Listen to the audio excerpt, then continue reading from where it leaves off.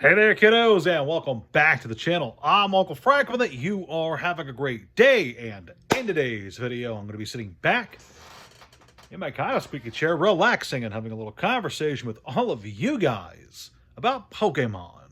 That's right, today we're talking about Pokemon because over the last few days, a few of you have seen fit to ask me, hey, Uncle Frank, are you going to talk about the Pokemon crash? Is the bubble finally popping? Is the boom over? And you know what? Maybe. I don't know. Possibly. So, people all across YouTube and social media in general have been up in a tizzy over the last week or so, just from more and more people becoming aware of the overall price points of various recent Pokemon sets. Pitch Black is right around $200 right now. Chaos Rising is about $10 under that. And Perfect Order is at $170, which is barely above MSRP, which is exciting, all things considered. But I wouldn't really call this a crash or the bubble bursting. And that's because while these are three fairly exciting sets insofar as I'm concerned that are seeing a bit of a price reduction, a price downhill trend, I should say, it's not universal. It's not every Pokemon product across the board being wiped out in terms of price. I mean, a good example is I think the Ascended Heroes poster collections are still like 160 plus for either of them, which is absolutely wild to me considering what's inside of them. But hey, I don't make the rules or anything. I just talk about them sometimes. And I think Phantasmal Flames booster boxes are still $400 each. Destined Rivals booster boxes are still well over $500. So, no, it's not a crash. It's not a market shift or a bubble bursting. What I think is happening, and what a lot of people think is happening, is just that recent sets are clearly affected by some sort of lack of capital inflow. And I think most people might have it right when they're making their guesses, and that is the 30th anniversary is right around the corner. People are very excited for the set. People clearly want as much of it as they can get. And so lots of people, individual sellers, stores, vendors, etc., are, whether it's smart or not, I will save my opinion on 30th for a later video, but they're building up a pile of cash, a nice little nest egg with which to get as much 30th anniversary product as they possibly can, trying to grab all the Pokemon Center drops, trying to grab whatever non-GameStop products they can. Because, yeah, this is an exciting milestone for Pokemon, but I think a lot of people are missing the big picture. And that is the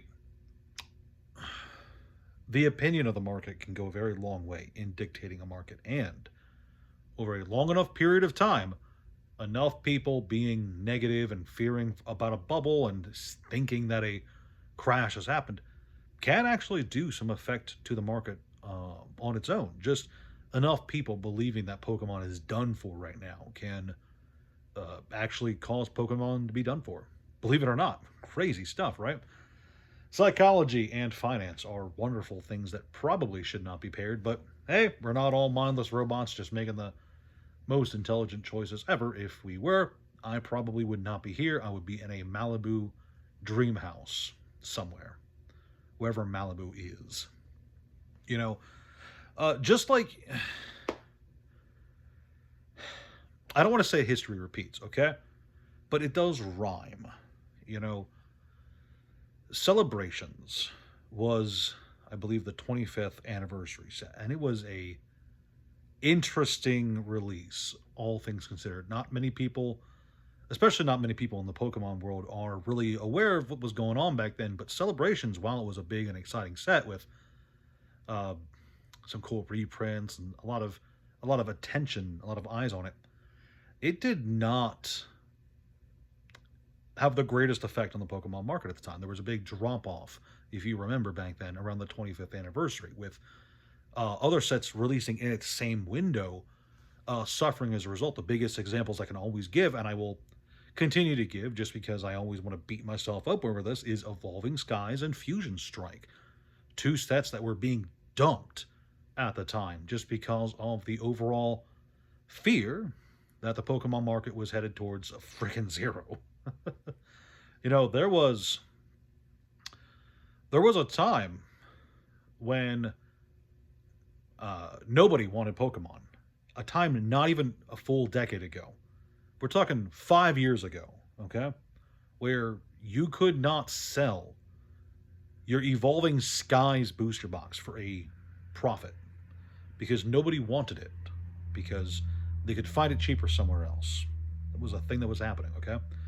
You know, I'm not saying that all of these products around the 30th anniversary are going to skyrocket the same way Evolving Skies and Fusion Strike have. Obviously, that's not what I'm saying. I'm not saying Pitch Black is Evolving Skies 2.0, but you know, lots of people over the last year and a half have been begging for cheap Pokemon product. Well, cheaper Pokemon is here.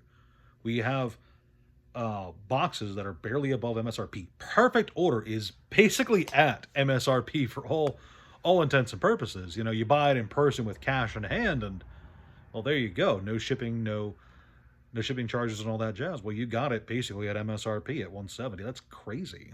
And you know what? People don't want it.